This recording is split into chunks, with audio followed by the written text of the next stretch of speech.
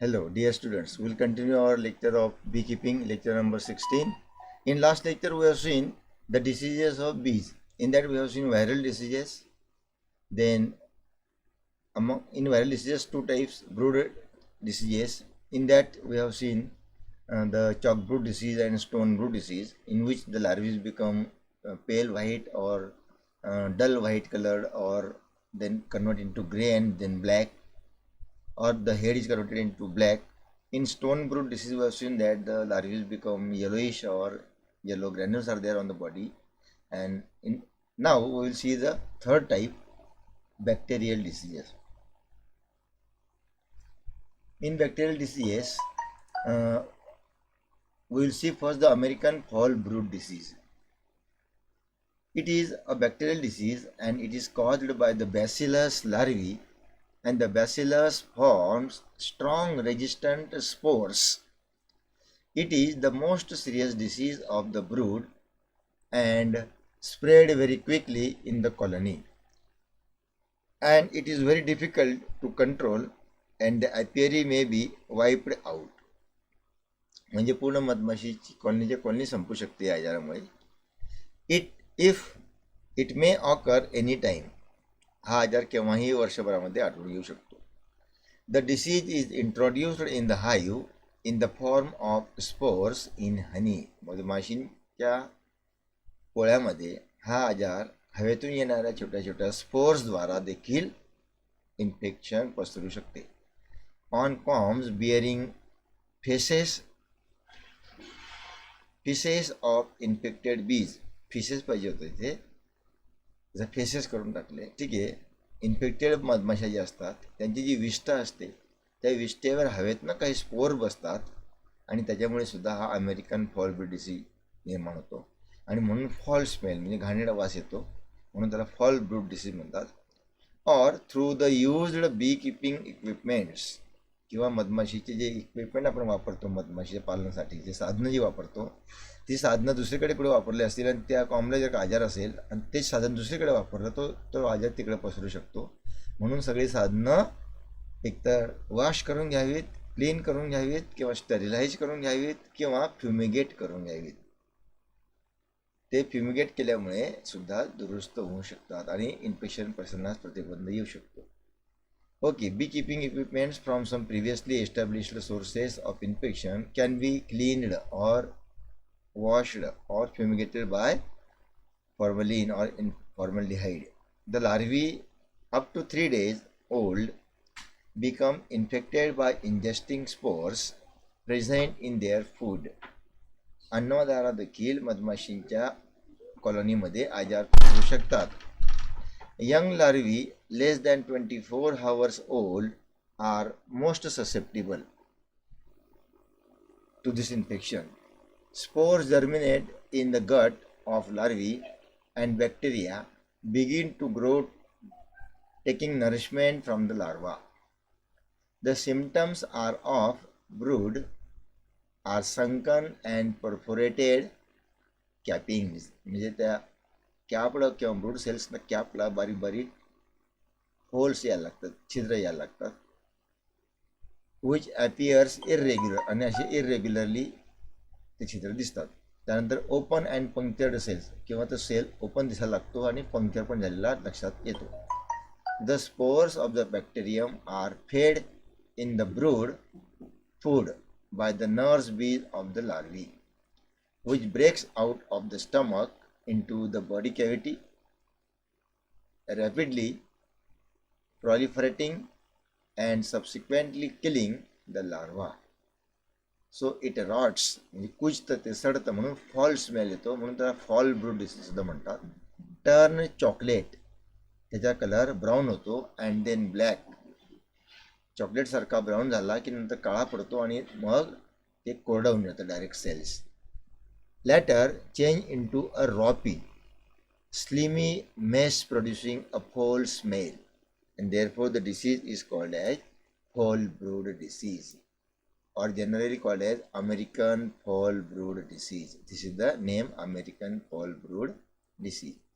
मग हा आजाराला आता कंट्रोल काय आहे आणि हा होऊ नये म्हणून प्रिव्हेंटिव्ह मेजर्स काय घ्यायचे, प्रतिबंधात्मक उपाय काय करायचे, the disease in the case of a mild infection, जेव्हा छोटंसं इन्फेक्शन असेल लक्षात येईल आपल्याला, आपण इन्स्पेक्शन करतो एपेरिजचं तेव्हा लक्षात येतं, can be treated by dusting the combs with sulphathiazole powder.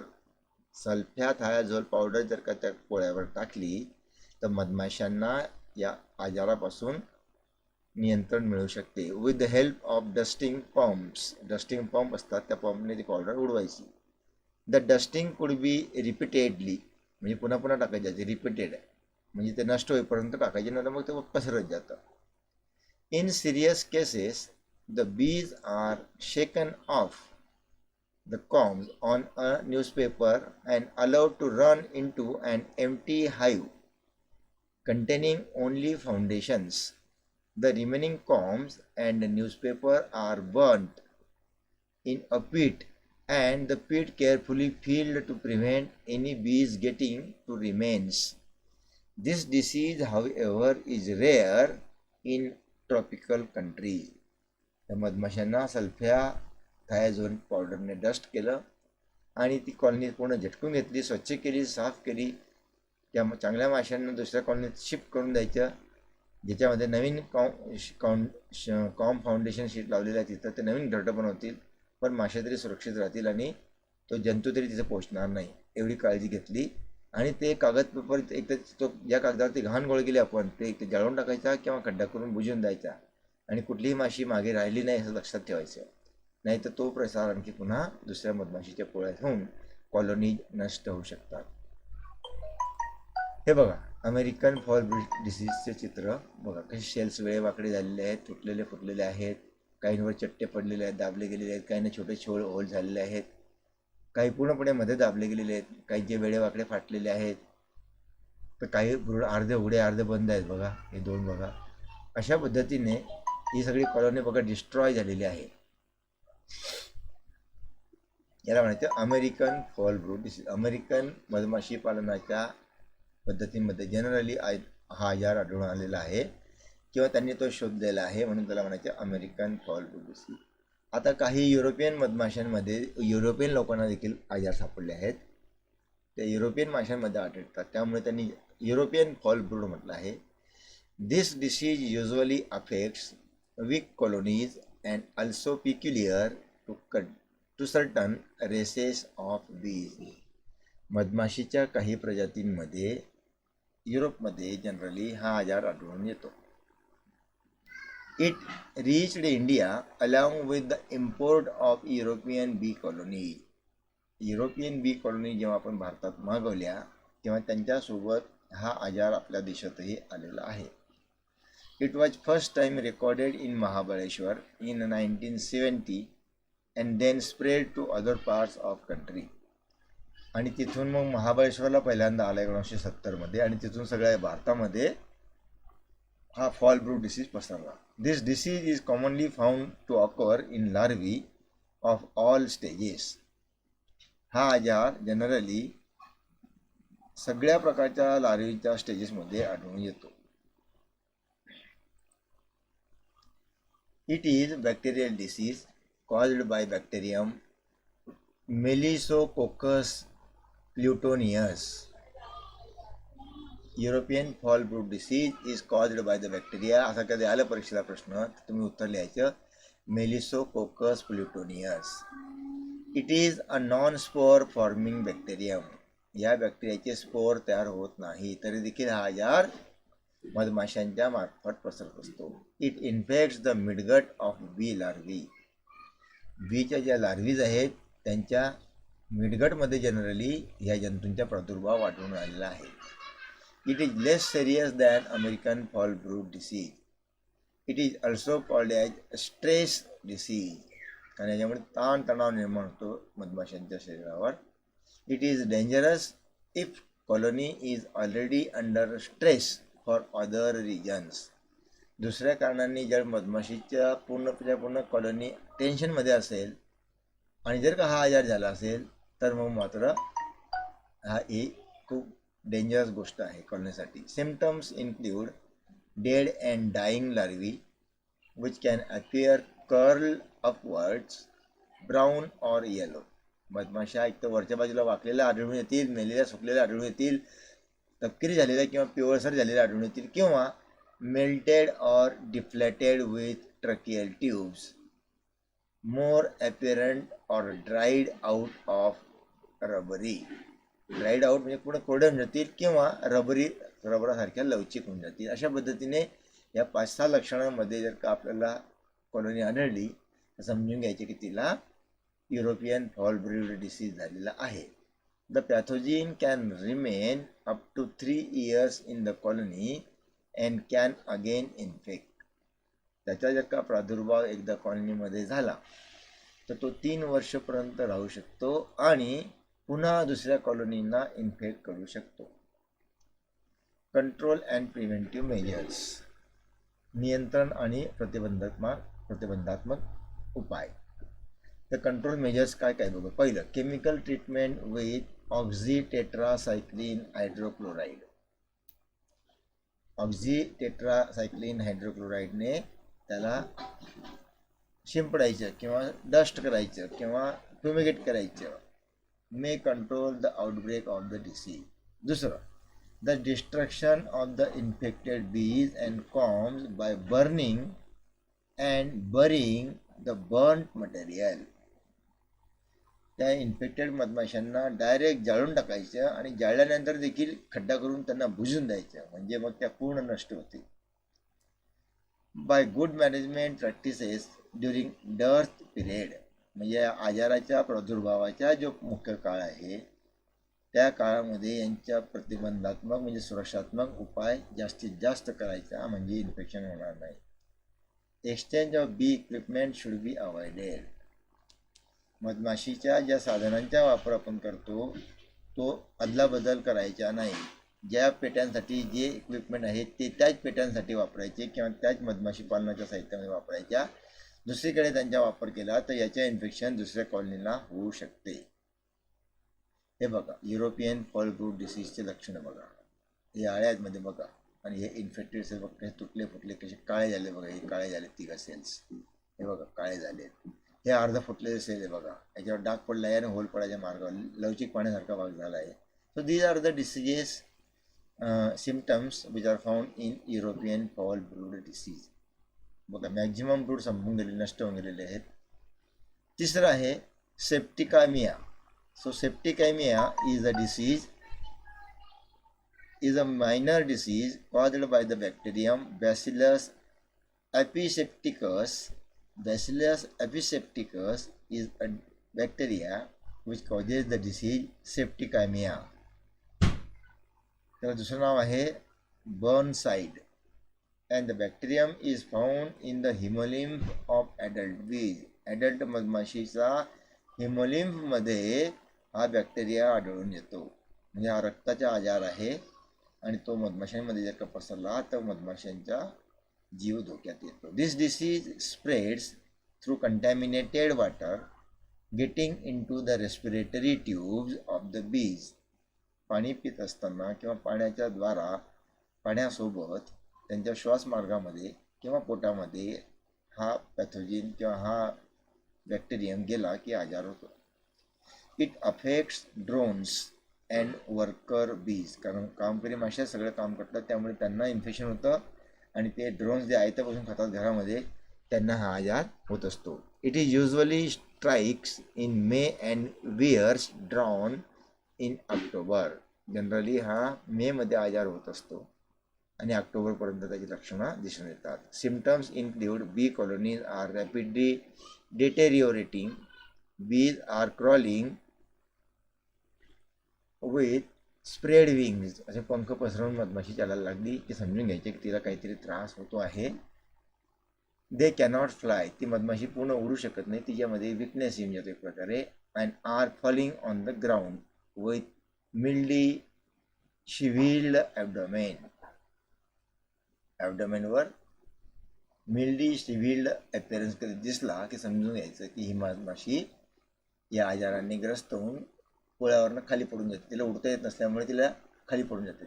उडण्याचा प्रयत्न करायला लागते आणि जमिनीवर पडते आणि मग पुन्हा पोळ्यापर्यंत पोहोचत नाही. इन्फेक्टेड बीज survive 1 day at most as this disease causes deaths of very few number of bees, so the loss caused if minor caused is minor, म्हणजे मायनर लॉस होतो बा, खूप नुकसान होत नाही याच्यामुळे, परंतु आजार निश्चित होतो आणि मधमाशीच्या पोळ्यांची संख्या सुद्धा निश्चित रूपाने कमी होते. या आजाराचे कंट्रोल आणि प्रिव्हेंटिव्ह मेजर असं आहे, no special measures are required to control the infection. No treatment or therapy is available. It is advised that the bee farm area should be thoroughly drained to avoid water stagnation. Bee colonies are to be destroyed on the spot and honeycomb should be molded into wax. अशा कॉलनीला कुठलाही आजार नाही आहे, त्याची काही लक्षणंही दिसून येत नाही, त्याला काही थेरपी पण नाही आहे, म्हणून हा सल्ला देण्यात येतो की मधमाशी पालनाच्या एरियामध्ये कुठेही साचलेलं पाणी आढळून येता कामा नये आणि अशा वेळेला जर का आढळलं मधमाशीचं तर ती कॉलनी पूर्ण नष्ट करून टाकावी, नाहीतर तो आजार पसरू शकतो. आता चौथा भाग बघूया, प्रोटोझोन डिसीजेस. आता बॅक्टेरियल डिसीज झालं, व्हायरल डिसीज झालं, आता प्रोटोझोन डिसीजेस. प्रोटोझोन डिसीजेसमध्ये प्रोटोझोआचे इन्फेक्शन मधमाशांमध्ये होतं. जनरली आपला जसा एंटामेबा होतो तसं मधमाशांना पण अनेक आजार होतात. बघूया. An adult bee caused by some infectious protozoan which causes following diseases. कोणते कोणते आजार होतात बघूया. पहिलं, नॉझेमा डिसीज. नॉझेमा या डिसीजमध्ये नॉझेमा ॲपिस नावाचा जो प्रोटोझोन आहे छोटासा, तो आढळून येतो, त्याच्यामुळे हा आजार होतो. आणि त्याच्या नॉझेमा ॲपिस झॉन्डर हे त्याचे पूर्ण नाव आहे, and was first time detected in 1974 in Uttar Pradesh. उत्तर प्रदेशमधल्या एका मधमाशीचा पोटात 1974 हा आजार सापडून आलेला आहे. This protozoan enters the food canal of adult bees in the form of spore, the resting or passive stage of the life cycle. म्हणजे रेस्टिंग किंवा पॅसिव्ह स्टेज जी असते लाईफ सायकलची, त्याच्यात हा आजार आढळून आलेला आहे. It attacks the lining of stomach and small intestine and causes dysentery. याच्यामुळे मधमाशांना पातळ संडास होण्याचा आजार आढळून येतो. हा आजार उत्तर प्रदेशमधल्या आपल्या देशातल्या शास्त्रज्ञांनी शोधून काढलेला आहे आणि तो स्पोअरसोबत त्या मधमाशांच्या पोटात जात असतो असं त्यांचं म्हणणं आहे. बघूया. It attacks the lining of stomach. हा स्टमकच्या भिंतींवर अटॅक करतो. अँड स्मॉल इंटेस्टाईन, आणि मधमाशीच्या स्मॉल इंटेस्टाईनच्या देखील भिंतींवर हा अटॅक करतो आणि त्यामुळे मधमाशांना पातळ संडास होण्याचा आजार होतो, डिसेंट्री होते. The spores of this pathogen are passed out with faeces. मधमाशीच्या विष्ठेसोबत हे स्पोर पुन्हा मधमाशीच्या पोळ्यावर जन्म घेतात आणि तिथे पुन्हा ते इन्फेक्शन पसरतं. त्या इन्फेक्टेड माशांची विष्ठा त्या मधमाशीच्या पोळ्यावरच या जंतूंचा प्रादुर्भाव करत असते आणि त्या प्रादुर्भाव झालेल्या बारीक बारीक कीटकांना त्या मधमाशीच्या अन्नाबरोबर पुन्हा पोटात जातात आणि पुन्हा इतर मधमाशांना हा आजार होतो. बघा. And eaten up by the worker bees while cleaning the combs. मधमाशीच्या पोळ्याची स्वच्छता करत असताना यांचा प्रादुर्भाव पुन्हा मधमाशीचा इतर कामकरी माशांना होतो. ज्या मधमाशीच्या पोळ्याची स्वच्छता करतात त्यांच्या पोटात हा छोटासा पॅथोजन जातो आणि पुन्हा त्यांना तो आजार होतो. This disease mostly attacks the bees in winter. Generally हा आजार विंटरमध्ये होतो, हिवाळ्यामध्ये होतो, winter season, when they do not go out and quickly decreases the bee populations. थंडी वाजत असल्यामुळे मधमाशांना उडायलाही त्रास होतो, त्यांना थंड तापमानाचा परिणाम भोगावा लागतो आणि त्यामुळे हा आजाराचा प्रादुर्भाव वाढतच जातो आणि पर्यायाने मधमाशीची संख्या पोळ्यामध्ये कमी होत जाते. Stomach and small intestine of the infected bees become dull grayish white as compared to the brownish red or yellowish of healthy bees. This disease is more common in temperate than in tropical countries. Temperate पेक्षा tropical कंट्रीजमध्ये याचा प्रादुर्भाव आढळून येतो. There are no specific clinical symptoms noticed in this infection, and the disease may be present even if no visible signs are seen inside or near the hive. The disease can be detected only by microscopic examinations. एक तर मधमाशांची विष्ठा check केली तरी लक्षात येतं, किंवा पातळ विष्ठा असली तरी लक्षात येतं, किंवा मेलेल्या मधमाशींच्या पोटातनं एलिमेंटरी कॅनल कट करून फोरगट, मिडगट, हँडगट सेपरेट करायचे आणि प्रत्येकमध्ये चेक करायचे. तर आपल्याला लक्षात येतं की तिथं या जंतूंचा प्रादुर्भाव आहे, आणि मग लक्षात येतं की इथं हा डिसीज पसरतोय. Okay, diseased bees are not able to fly. बघा, ज्या आजारी मधमाशा आहेत त्या उडू शकत नाहीत.